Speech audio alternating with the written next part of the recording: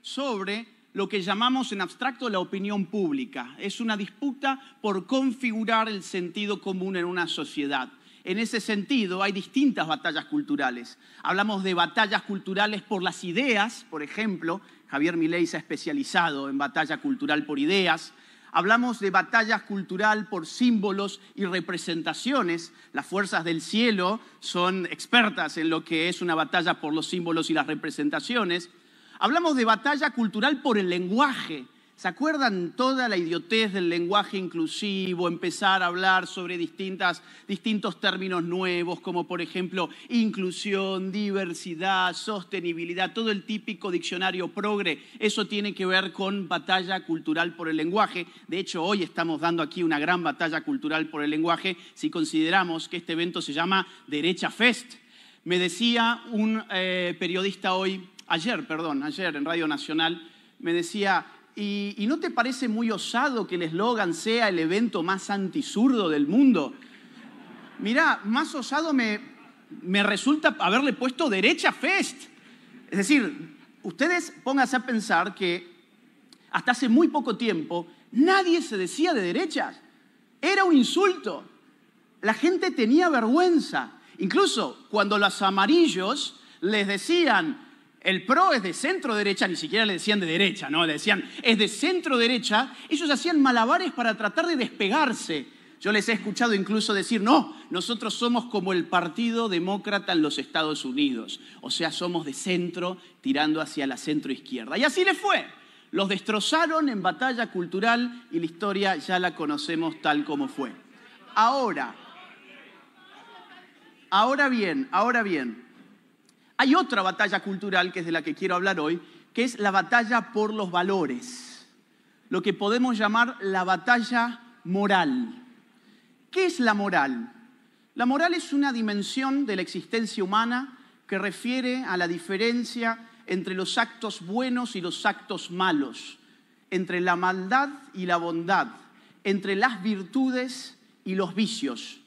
Filósofos morales han habido en todos los siglos y han estudiado el gran problema de la moral, de los valores, de las virtudes y de los vicios. Cuando pensamos en moral y pensamos en política, conviene redescubrir algo que en el siglo XX se perdió. Los politólogos del siglo XX apostaron por la hegemonía de un paradigma que se llamó elección racional. Es decir, había que concebir al individuo como un maximizador de utilidades. Como en la ciencia económica aplican ese paradigma, en la ciencia política había que proceder de la misma manera. Y se olvidaron de algo que era muy importante para la política, que es el territorio de los sentimientos y de las pasiones. En política no todo pasa por el concurso de la razón. En política es muy importante lo que pasa en el corazón humano. Mi tesis de hoy es que el corazón humano de la izquierda está podrido. Es gente que está moralmente enferma, tienen almas oscuras. Esto no va... ¿Para con qué?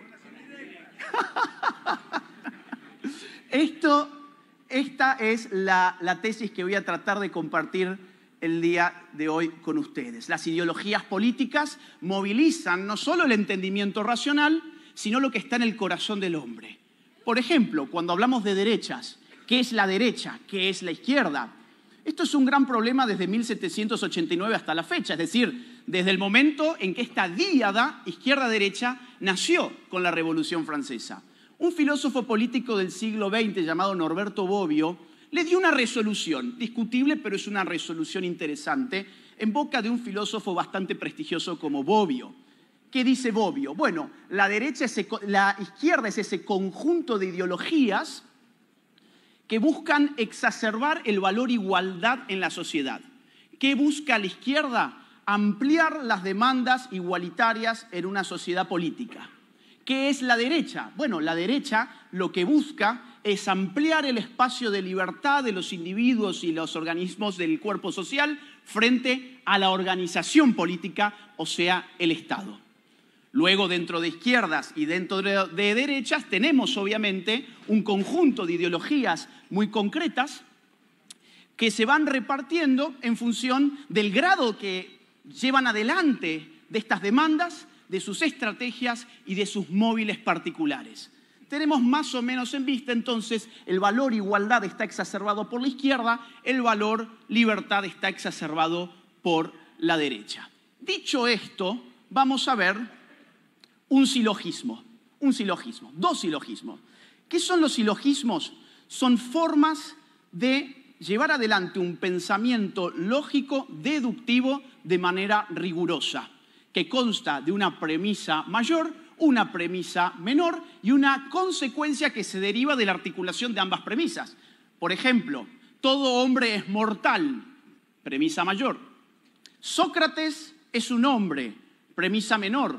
Conclusión, Sócrates es mortal. ¿De acuerdo? Eso es un silogismo. Vamos a concatenar aquí dos silogismos que formalmente prueban que lo que hace la izquierda es abusarse de un sentimiento muy negativo del ser humano llamado envidia. Nuestro primer silogismo tiene una premisa mayor que dice así: la envidia solo puede eliminarse eliminando todas las diferencias sustantivas entre individuos. ¿Estamos de acuerdo de eso? ¿No? Es decir, ¿por qué un individuo puede sentir envidia? Puede sentir envidia porque se compara con otro y la diferencia percibida le daña el corazón y se goza o se regocija cuando al otro le va mal y se entristece cuando al otro le va bien. ¿Estamos de acuerdo en esta caracterización de envidia? Es un sentimiento muy malévolo que significa que yo siento alegría cuando el otro siente tristeza y yo siento tristeza cuando el otro siente alegría. ¿En virtud de qué? De una diferencia perceptiva que a mí me compete en virtud del otro. Entonces, nuestra premisa mayor es: la envidia solo puede eliminarse eliminando todas las diferencias sustantivas entre individuos. Esto significa, para poder eliminar completamente la envidia, tendríamos que ser todos absolutamente iguales. ¿Por qué? Porque los móviles de la envidia son variables. Yo puedo tener envidia del otro porque tiene un mayor salario. Yo puedo tener envidia del otro porque es más lindo. Yo puedo tener envidia del otro porque tiene más suerte, porque es moralmente mejor y yo lo sé. Hay infinidad de asuntos en los cuales la diferencia puede ser perceptiva de modo que a mí me duela el corazón y yo sienta alegría cuando el otro siente dolor y yo sienta dolor cuando el otro siente alegría.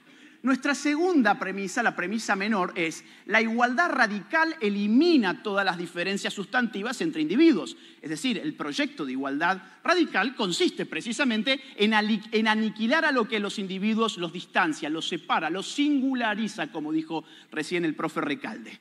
La consecuencia de esto, de este primer silogismo, es, por lo tanto, la envidia solo puede eliminarse mediante la igualdad radical. Esto lo vamos a conectar con otro silogismo, un segundo silogismo donde vamos a entrar a jugar a la izquierda. Vamos a hacer entrar a jugar a la izquierda. Premisa mayor: la envidia desea eliminarse a través de la igualdad radical. Esto es lo que viene del silogismo anterior. Premisa menor: la izquierda promete igualdad radical. Conclusión: por lo tanto, la izquierda canaliza y politiza el deseo envidioso de igualdad radical. Hemos probado formalmente, con arreglo a la razón, cómo la izquierda en realidad se basa en movilizar una pasión tan desagradable como la envidia. Me animaría a decir algo más: es la pasión más desagradable que el ser humano puede experimentar, y nuestra cultura judeocristiana lo ha tomado y lo ha entendido perfectamente. Incluso podemos ir antes de nuestra cultura judeocristiana, podemos irnos a la antigua Grecia. En la Grecia arcaica incluso apareció una idea muy llamativa que fue la idea de que los dioses eran envidiosos.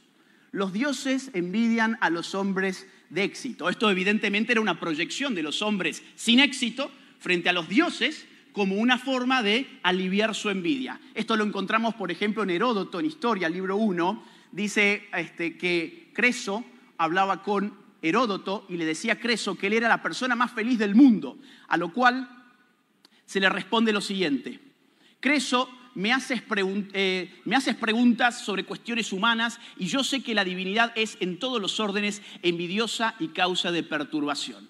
Los griegos vivían pensando en que aquellos que podían realmente sobresalir iban a ser derrocados fácilmente por una potencia divina que llamaban némesis. Ustedes seguramente han escuchado alguna vez la palabra némesis. Bueno, la némesis es eso, es un equilibrador divino, digamos de dimensión trascendental, que baja a aquellos que despegan, los baja al nivel de los que no han despegado.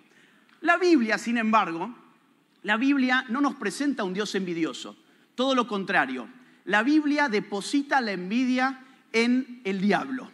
En Sabiduría leemos un pasaje que es el siguiente: por envidia del diablo entró la muerte en el mundo. Esto es muy interesante porque, como ustedes saben, para la teología cristiana, el diablo es un ángel caído, caído por orgullo. Ya caído, ingresa en el contexto temporal, Adán y Eva, para tentarlos. La gran pregunta es, ¿por qué quiere el diablo hacer caer a Adán y Eva?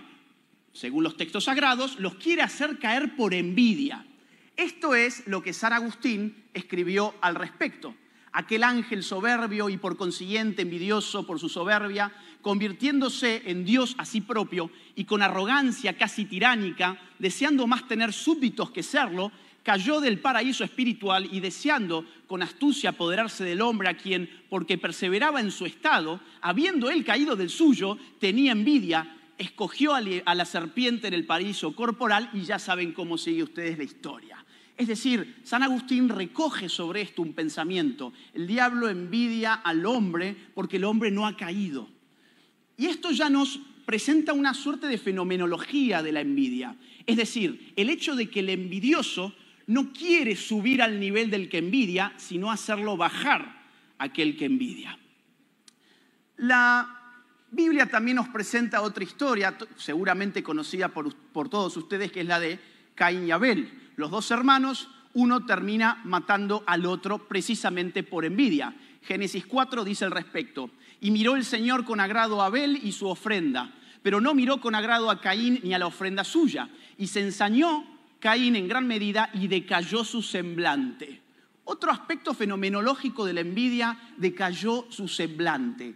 Es decir, todos sabemos que la envidia desfigura el cuerpo, desfigura el rostro. Podemos mirar a los envidiosos y conocer lo que están sintiendo en su corazón. Esta idea de que la envidia sale por los poros, incluso la pronunciamos cuando decimos, por ejemplo, está carcomido por la envidia.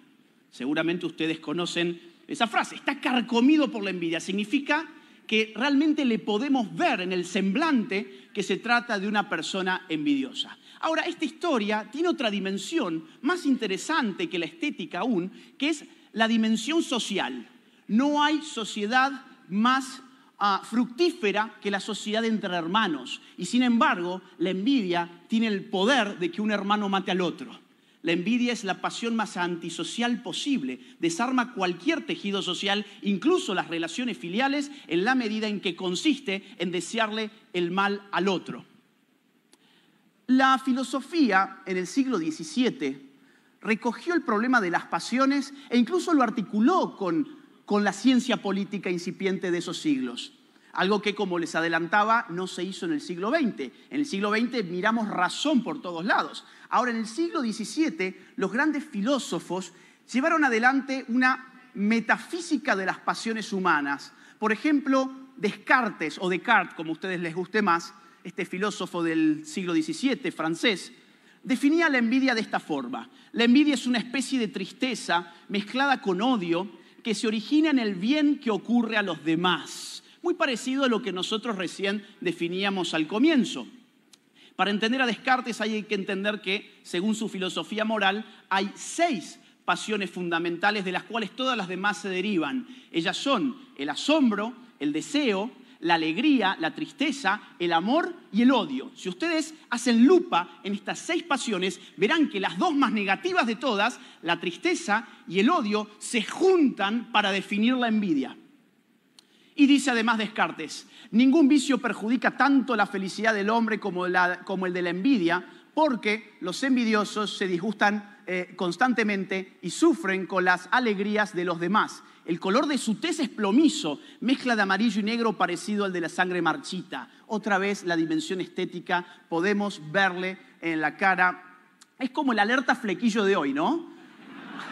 Alerta flequillo, bueno. Ahora, esto es una cuestión crucial, es decir, Descartes descubre que además esto genera una gran infelicidad. Recuerden esto que acabo de decir porque al final de esta exposición vamos a ver datos. A mí me gusta hacer primero filosofía y después ver el contexto empírico. Recuerden ustedes, la felicidad, uno de sus aspectos es que ensucia el alma y provoca infelicidad. Bien. Poco después, otro filósofo del mismo siglo, Spinoza, definió la envidia de esta forma. La envidia es el odio en cuanto afecta al hombre de tal modo que se entristece con la beatitud de otro y se goza con su mal. Ahora, lo interesante de Spinoza es que agrega lo contrario de la envidia y le llama misericordia.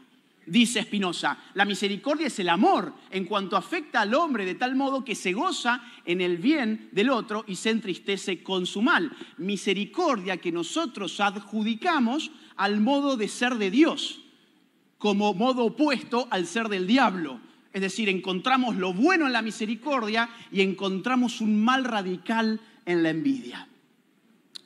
Francis Bacon, que tiene una serie de ensayos en el mismo siglo, escribió uno también sobre este tópico, titulado precisamente La envidia, y él dice lo siguiente: parientes cercanos y colegas de oficina, igual que aquellos que se han educado juntos, tienden en gran manera a envidiar a los iguales cuando estos ascienden. La razón es, esto les trae ante los ojos con reproche sus propias condiciones. Se inculca con más frecuencia en su memoria, incitándoles también a que se comparen con otros. Este es un descubrimiento muy importante. Es decir, la envidia que más le carcome a uno por dentro es la que siente respecto del que está cerca, no del que está muy lejos. Es decir, yo no sé si le tengo mucha envidia a Bill Gates en términos económicos, está demasiado lejos. La envidia, como defecto del corazón humano, aparece sobre todo en nuestras relaciones cotidianas del día a día. Y además trae otra consideración Bacon a escena que es muy importante, el reproche. ¿Por qué el envidioso reprocha? Porque se sabe insuficiente. Se sabe insuficiente. Ustedes piensen la lógica del sistema capitalista y descubrirán que precisamente porque el sistema capitalista es el que más movilidad genera, es decir, más posibilidades para el ascenso social y económico produce, en ese sentido, y paradójicamente, es el que más puede intensificar la envidia de determinados sujetos miserables. Vamos a ponerlo de esta forma. En un sistema feudal, el rico es inalcanzable. Nació rico y va a morir rico.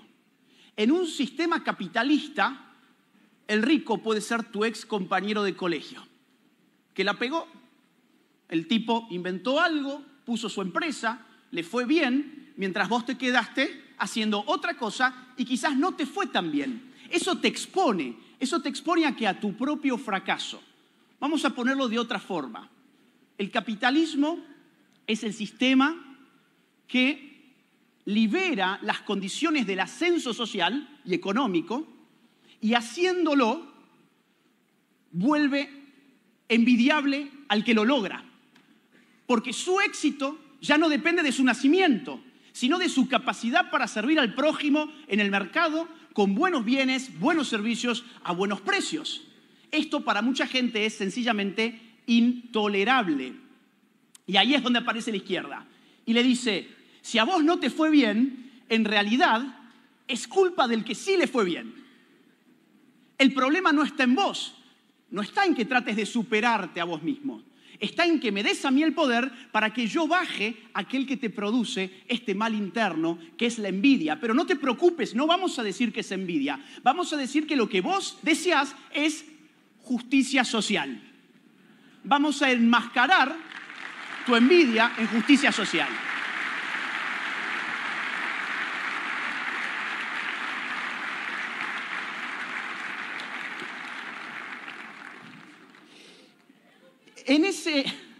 En ese orden de cosas, ustedes podrán confirmar la pertinencia de los silogismos que acabamos de introducir con un simple vistazo de lo que ha pasado en los países donde la izquierda ha llegado a desplegar con verdadera fuerza política su proyecto liberticida. Miren ustedes lo que es Venezuela. Ha llegado la pobreza al 91% y la pobreza extrema al 67%. Salario mínimo de los venezolanos, $1.50. Cuba, salario promedio de los cubanos, $16. ¿Ustedes sabían que entre el año 2021 y el 2022, en solo un año, 20% de cubanos se fueron de la isla cárcel? 20% de compatriotas tuyos se fueron de tu país en solo un año. La isla pasó de tener 11 millones de cubanos en su tierra a tener 8,5 millones, porque al final la gente vota con los pies cuando no puede votar con las manos, y cuando con las manos vota a la izquierda, después tiene que votar con los pies porque se va la gente de ese país.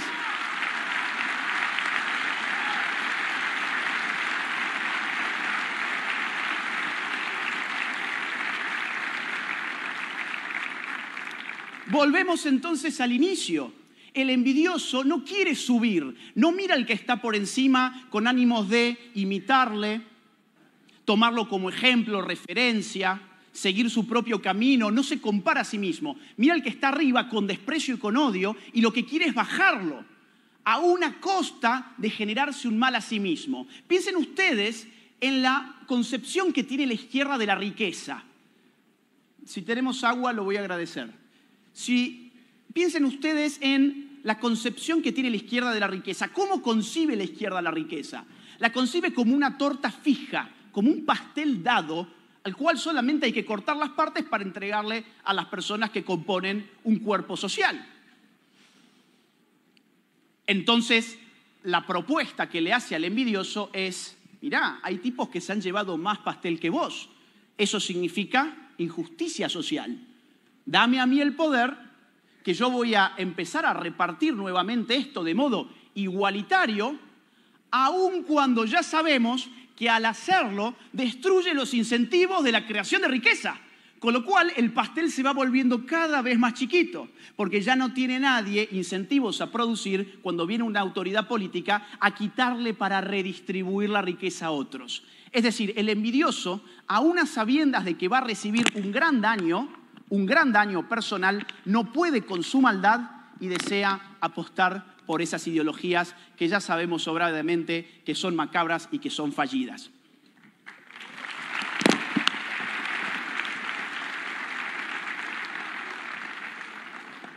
Nietzsche, ya en el siglo XIX, va a abundar sobre la envidia en prácticamente toda su obra. En Humano, demasiado humano, estudiando yo para armar esta conferencia, encontré una cita que me gustó mucho, que es la siguiente. Dice Nietzsche: el que está lleno de desconfianza y siente con envidia todo éxito dichoso de sus colegas y de sus vecinos, muestra que pertenece a un grado anterior de la civilización, que es una supervivencia, pues la forma en que trata con los hombres era la buena y conveniente para las condiciones de la edad del derecho del más fuerte. Es un hombre atrasado. La idea de que el sujeto envidioso en realidad responde a una ética atávica es nada menos que el núcleo de la teoría de Hayek sobre la justicia social. Son resquicios, son restos que recibimos del hombre primitivo que por envidia planteó grupos primitivos extremadamente igualitarios, y porque eran igualitarios no le permitían el desarrollo económico. En este sentido, ya encontramos, y vuelvo a la Biblia, independientemente de las creencias de cada uno, es un texto muy importante para la cultura occidental, para la cultura judeo-cristiana. Y en Isaac encontramos ya la idea de que la envidia frena el desarrollo económico. En Génesis 26 dice lo siguiente: sembró Isaac en aquella tierra y ese año cosechó el 100 por 1. Yahvé lo bendijo y el hombre se engrandeció hasta hacerse muy poderoso. Poseía rebaños de ovejas y rebaños de vacas y muchos criados, y los filisteos le tuvieron envidia. Todos los pozos que habían cavado los siervos de su padre en tiempo de su padre Abraham, los cegaron los filisteos rellenándolos de tierra. Es decir, el desarrollo económico de Isaac fue destruido por aquellos que le tuvieron envidia. frenan el desarrollo económico, los envidiosos, es imposible tener una sociedad sana y libre con ellos. Esto también lo encontramos, dando un salto temporal muy importante, en escritos de Freud. En la psicología de masas y análisis del yo de Freud encontramos lo siguiente, muy interesante. Lo que más tarde en la sociedad se considera eficaz como espíritu comunitario o espíritu de cuerpo no puede negar su ascendencia de la envidia primitiva. Nadie debe pretender sobresalir y todos deberán ser y poseer lo mismo. Justicia social significa renunciar uno mismo, a fin de que también los demás renuncien a ellas o no las pretendan, lo que al fin y al cabo es idéntico. Ya encontramos en Freud, insisto, una tesis que es el corazón de el pensamiento al respecto que tiene Hayek, uno de los más grandes pensadores de la escuela austríaca. En Derecho, Legislación y Libertad dice Hayek, nosotros no tenemos familiaridad con el concepto de sistemas morales inviables y ciertamente no se puede observarlos en la práctica en ninguna parte, dado que las sociedades que los practican desaparecen rápidamente. Esto es muy importante. Si tu código moral es inadecuado para la realidad, ¿qué va a pasar con tu sociedad? Se va a desmoronar. Pero, dice Hayek, esos sistemas han sido predicados a menudo por figuras muy veneradas y las sociedades decadentes que sí podemos observar han seguido con frecuencia las enseñanzas de esos reformadores morales, reverenciados como personas buenas, pero que en realidad son verdaderos destructores de la sociedad. Más a menudo, sin embargo, el evangelio de la justicia social se dirige a sentimientos mucho más sórdidos, el desprecio hacia personas que están mejor que nosotros o simplemente la envidia, la pasión más antisocial y perversa como la calificaba John Stuart Mill. Miren, lo que les quiero mostrar, y el efecto, digamos, buscado con esta presentación, es que conozcamos en profundidad cierto trabajo que se ha hecho desde la ciencia política y desde la filosofía moral para acariciar, digamos, conceptualmente el fenómeno de la envidia. Desde la sociología, Helmut Schweck tiene un gran libro al respecto. Emilio fue el que me lo regaló una vez, gracias Emilio por eso, gran libro. Dice Schweck lo siguiente, cuanto más posible sea el hecho de que en una sociedad cada individuo actúe como si no existiera la envidia, tanto más grande será generalmente hablando el progreso económico y el número de las innovaciones. El clima social más adecuado para el pleno y libre desarrollo del hombre se logra allí donde el sistema oficial normativo, las costumbres, la religión, la sabiduría popular y la opinión pública se hallen orientadas como si no hubiera que tener ninguna consideración con respecto al envidioso. Y a nosotros nos han gobernado durante décadas los envidiosos. No es una casualidad que nuestra economía haya sido destrozada porque precisamente ha estado en manos de personas malvadas. La sociología ha descubierto esto analizando además las más variadas sociedades, las más variadas culturas en tiempo y en espacio extenso. No hay un solo grupo social conocido en la historia del hombre que no haya elaborado ritos, historias, fábulas, códigos morales, códigos jurídicos, códigos normativos para contener la envidia, sabiendo que el envidioso es un peligro para la sociedad como tal. Ahora, seguramente ustedes reconocen esta otra palabra, resentimiento. Javier Milei, ¿qué suele decir? La izquierda es el culto de los envidiosos y de los resentidos sociales. ¿Qué es el resentimiento? ¿Es lo mismo que la envidia? El mejor que ha estudiado esto es un filósofo alemán llamado Max Scheler, del siglo XX, en el resentimiento de la moral. Lo que dice Scheler básicamente es que el resentimiento aparece cuando un dolor o cuando una sensación negativa no se deja ir, no se deja ir. Aparece y reaparece una vez y otra vez. La envidia puede ser puntual, puedo tener envidia en un contexto puntual y después esa envidia desaparece. El resentido se deja apoderar por el sentimiento negativo que lo autointoxica. Max Scheler dice, en el resentimiento se trata de una determinada reacción emocional frente a otro, reacción que sobrevive y revive repetidas veces, con lo cual ahonda y penetra cada vez más en el centro de la personalidad. Es decir, el resentido social no lo deja ir, vive toda su vida resentido precisamente con los demás. Pero además, algo muy importante que dice Scheler es que el resentido se siente impotente. El resentido se siente y se sabe impotente.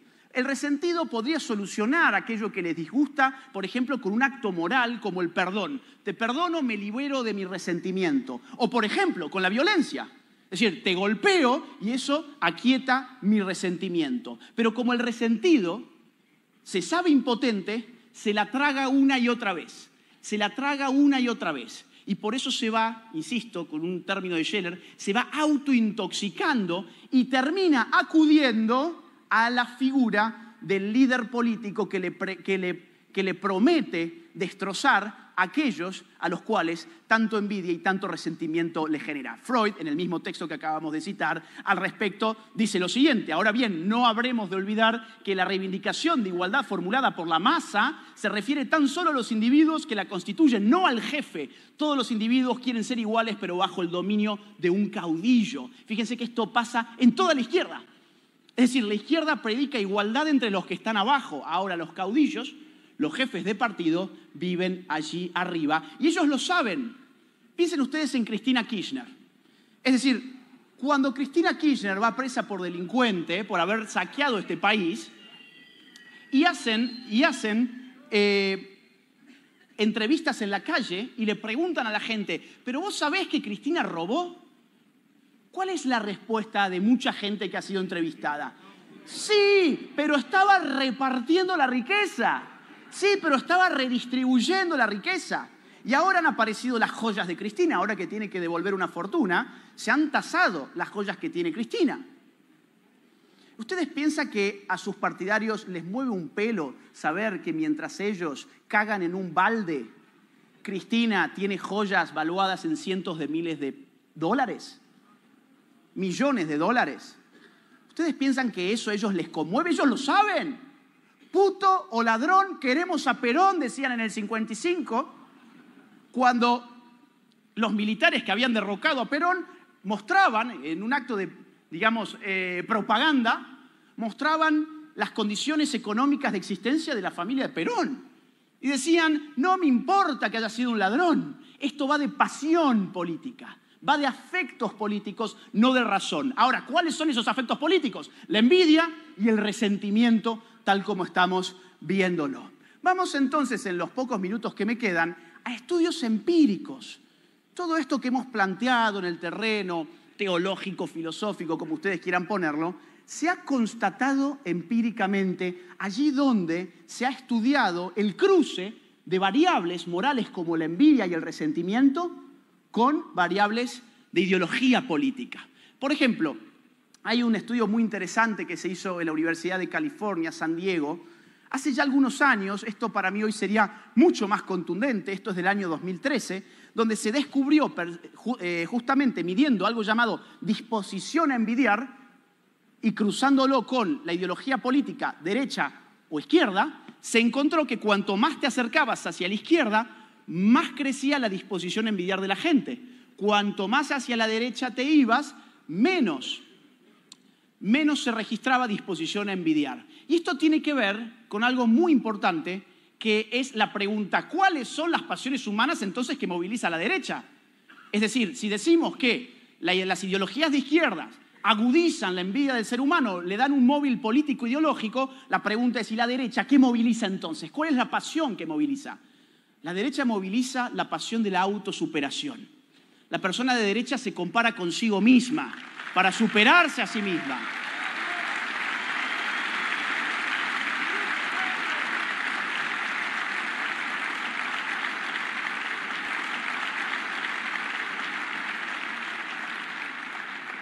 Tanto es así que la derecha, la otra pasión que moviliza, así como la izquierda moviliza la envidia y el resentimiento, la derecha moviliza la pasión de la autosuperación y la pasión del amor por lo propio. Por eso, recién Nicolás Márquez estableció 3 vertientes de derechas que se debían unir, dijo Nicolás. Bueno, los liberales, la pasión por la propiedad privada. Los conservadores, la pasión por la propia familia y por la propia cultura y por la propia fe.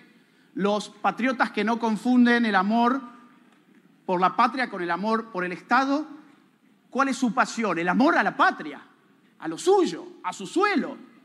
La izquierda es puro odio, la derecha moviliza las pasiones más sanas del ser humano. Por eso, cada vez que se hace este tipo de experimento social o de, digamos, investigación empírica, estos son los resultados que dan. Les cuento, entre paréntesis, que con la Fundación Faro estamos haciendo en este momento este estudio en Argentina. Es decir, no en Estados Unidos, en Argentina.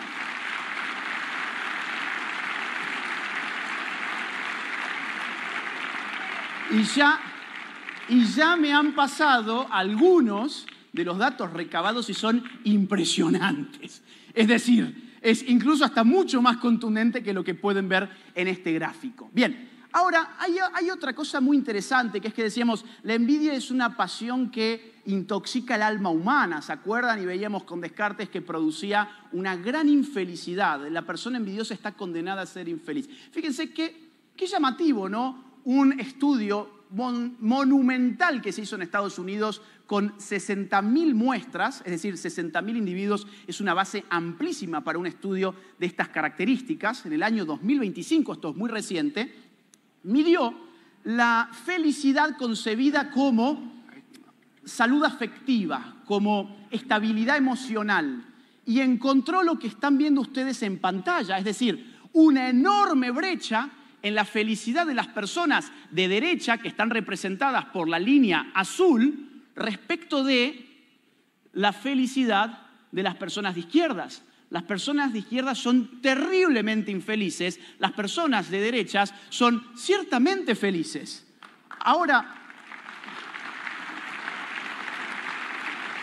es decir, son dos líneas, dos curvas, que son inversamente proporcionales.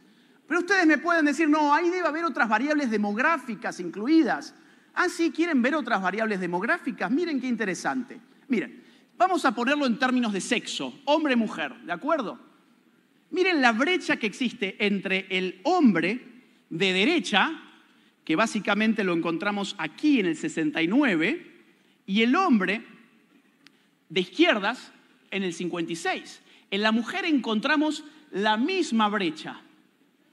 66 para la mujer de derecha, 51 para la mujer de izquierdas. ¿Quieren verlo en términos de raza en un país con problemas raciales como Estados Unidos? Bueno, miren esto.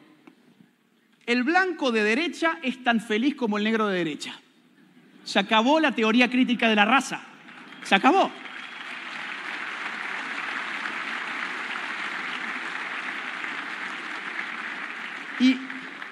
Y el blanco de izquierdas es significativamente más infeliz que el negro de izquierdas. Llamativo, ¿eh? Llamativo. Mírenlo en términos de edad. La brecha más grande la encontramos en la generación de los adolescentes. No le podés hacer nada más cruel a un adolescente que hacerlo zurdo. Le cagás la vida. Le cagás directamente la vida. 56 para los adolescentes de derechas, 40 para los de izquierdas. Chicos, a los jóvenes, a los adolescentes, si son de derechas, bienvenidos a la felicidad. La felicidad no tiene fin, como decía Milei.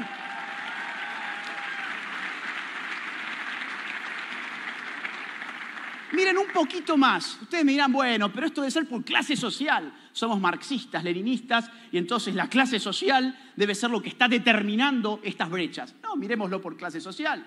Es decir, no sé si ustedes llegan a ver, pues a veces a mí la vista me falla un poco, pero por eso me tengo que acercar tanto. Pero ahí arriba tenemos la variable ingreso de la familia, ¿de acuerdo? Miren qué interesante.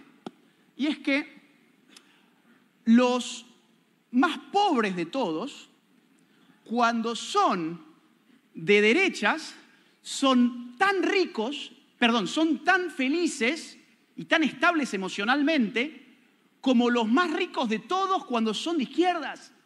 El pobre de derechas es tan o más feliz que el más rico de izquierdas. Es decir, ni siquiera aparece la variable económica determinando aquí absolutamente nada. Por supuesto, el que más ingreso tiene y es de derechas es el más feliz de toda la escala. Pero es impresionante cómo la ideología política te puede determinar tu sanidad mental y tu felicidad mucho más incluso que tu ingreso económico, y este gráfico lo demuestra de una manera sumamente clara. Miren, algo interesante, la religión es la que menos brecha genera. Cuando lo mirás desde religión, es la que menos brecha genera, porque tener una fe aumenta la felicidad de las personas de izquierdas. Es decir, las personas de izquierdas que tienen una religión reportan en estos estudios más felicidad porque le da estabilidad creer en un Dios. Ahora, les quiero mostrar una última, para no alargarlo tanto. Los más infelices de todos estos gráficos que hemos estado viendo son los LGBT de izquierdas. Es decir, qué mala combinación.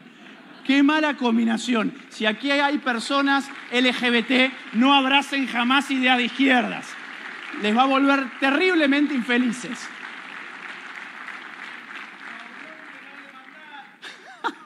Saludos para Paulón, que sé que el gordo Pablo lo hizo llorar, ¿no? Estuvo llorando, ¿qué? 20 minutos. Qué chico delicado, qué delicado. Miren, otro estudio, y ya me quedan 3 minutos nomás, así que vamos a cerrar con este. Otro estudio que hicieron un grupo de psicólogos sociales, también en Estados Unidos. Insisto, esto acá en Argentina no se ha hecho, pero estamos haciéndolo con la Fundación Faro. Estos psicólogos sociales han investigado la relación entre depresión, es decir, una afección psiquiátrica muy grave, la depresión, que está marcada por una tristeza incontenible y sistemática que no se va, es una tristeza permanente. Ustedes recuerden, Descartes también había definido la pasión de la envidia como una mezcla de odio y tristeza que intoxica al hombre impidiéndole ser feliz. Es esto precisamente. Y lo que estos psicólogos sociales estudiaron a lo largo de varios años, aquí abajo tenemos los años desde el 2005 hasta el 2018, fue la evolución de la depresión en los adolescentes mirada desde la ideología política. ¿Qué ideología política los adolescentes en Estados Unidos adherían y qué problemas con la depresión reportaban? Muy interesante. En todos los años estudiados, los adolescentes de derechas estuvieron significativamente por debajo en depresión que los adolescentes de izquierdas. Y los que más depresión han registrado en este estudio son las mujeres de izquierdas, que están dadas por la línea azul. Es decir, le han cagado la vida a la mujer con el verso del feminismo. Bien, le han cagado la vida a la mujer, la izquierda, desde que le metieron en la cabeza que teníamos una guerra de sexos.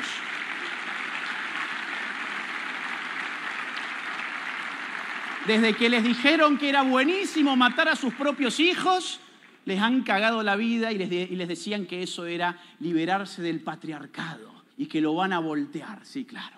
Bien.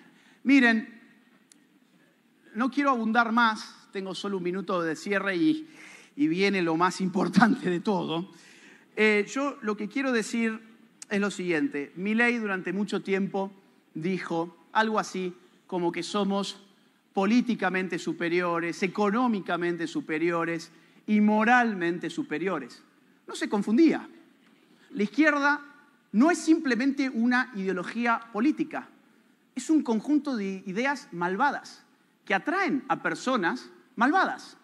No estamos enfrentando en ese sentido a gente que piensa distinto, a gente que tiene otra visión del mundo. Estamos enfrentando a gente que quiere agigantar el poder coercitivo del Estado para aplastar la libertad de los argentinos de bien. Ese es el combate cultural que estamos dando en este momento. Nos estamos enfrentando a gente verdaderamente malévola. Y espero que todos nosotros, ya que estamos hoy aquí congregados, reunidos en este evento que con tanto tino se llamó La Derecha Fest, que pongamos todo de nosotros en las elecciones de octubre. Tenemos que darles una verdadera paliza electoral. Tenemos que ganar las elecciones, arrasar para nuestro bien, para el bien de nuestra familia y para el bien de nuestra sociedad. Muchísimas gracias a todos por su atención y muy buenas noches.